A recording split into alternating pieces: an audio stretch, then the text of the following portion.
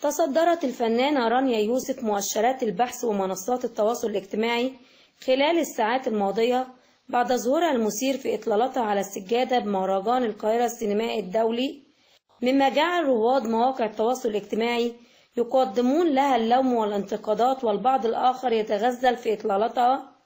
ظهرت رانيا يوسف بإطلالة جريئة ولافتة مرتدية طب أسود حمالات وجيب شيفون باللون الأبيض مع الأسود.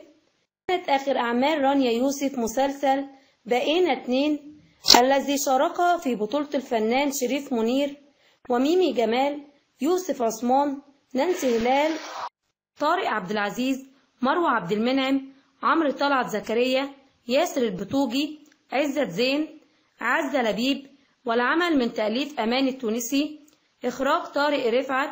أثارت الفنانة عبير صبري الجدل على السوشيال ميديا بظهورها بفستان لامع مكشوف. تتميز عبير صبري بإطلالتها الأنيقة والمميزة التي تثير بها الجدل بأنوثتها وأناقتها من خلال اختيارها ملابس وفساتين مميزة تبرز جمالها.